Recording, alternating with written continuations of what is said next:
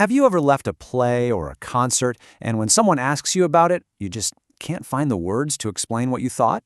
Well, today, that's going to change. We're learning how to watch a show like a real critic. Right? It's that classic moment. A friend asks, "Hey, how's the show?" And all your brain can come up with is, it was good. Or maybe, it was bad. It's so frustrating when you know you felt more, but the words just aren't there to describe it.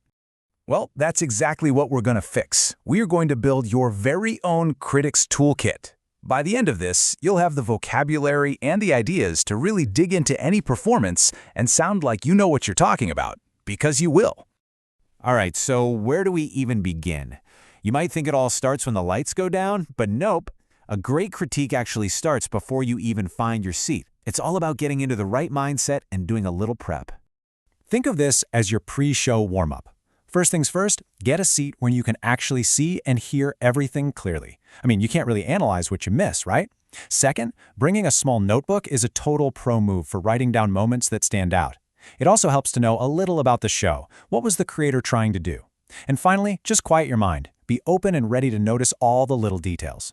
And this quote really gets to the heart of it. Being a critic isn't about hunting for mistakes or just being negative. It's about figuring out how the performance connects with you. Did it make you laugh? Think? Did it make you feel something? That's the real magic we're trying to understand. Okay, we're prepped, we're in our seats, our minds are open. Now, let's turn our attention to the stage itself. The performers are right there in the spotlight. So what exactly should we be looking for? Let's start with a big one, stage presence. You've probably heard this term before. It's so much more than just being a good actor or singer. It's that magnetic energy, that confidence that just commands your attention and makes it impossible to look away. So, how do you spot great stage presence? Well, here's what to watch for. Are they connecting with the audience, maybe making eye contact? Do they use the entire stage, or are they kind of glued to one spot? Does every single movement feel like it has a purpose? And watch their body language. Standing tall and looking confident says a whole lot. Now, just as important as how they look is how they sound. And that brings us to vocal quality. This applies to everyone, an actor speaking, a singer belting it out, or a musician playing an instrument. It's all about how effectively they use sound to tell the story and create emotion. So, what should your ears be listening for? First, can you understand every word? Is their volume right for the room? Not too loud, not too quiet? Can you hear emotion in the tone of their voice? And for music, are the pitch and rhythm accurate? These details tell you a ton about a performer's skill. And hey, don't forget to look at what the performers are wearing. Costumes are basically clues. Seriously, they aren't just outfits, they're powerful tools that can instantly tell you about a character's personality, the time period, and maybe even give you a hint about what's going to happen. We've looked at the performers, but they're not up there all by themselves.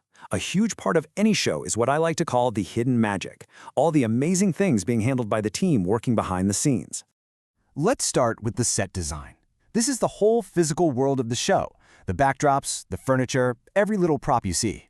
A great set does way more than just look cool. It completely pulls you into the story's world.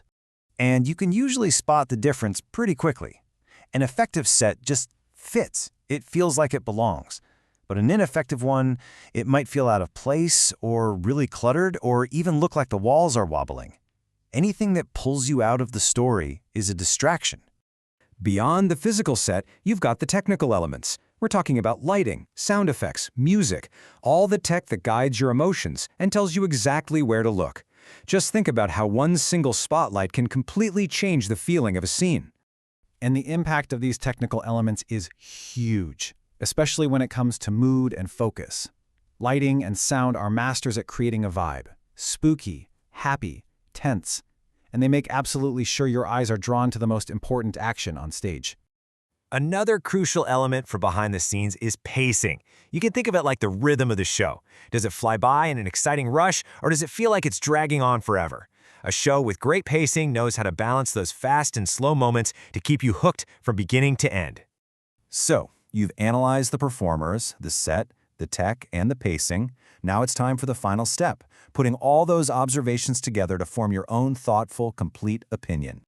After you've broken down all the pieces, the single most important question is also the simplest one. How did it all make you feel? At the end of the day, art is about connection. So what was the show's overall emotional impact on you?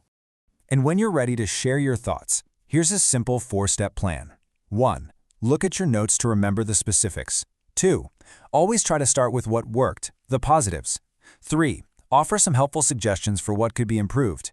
And 4. This is the big one. Explain your reasons with examples from the show. Don't just say it was good, explain why. And remember, being a critic isn't about being mean, but it's not just about being nice either. It's about being balanced, honest, and helpful. The best criticism gives feedback that can actually help the creators and performers grow.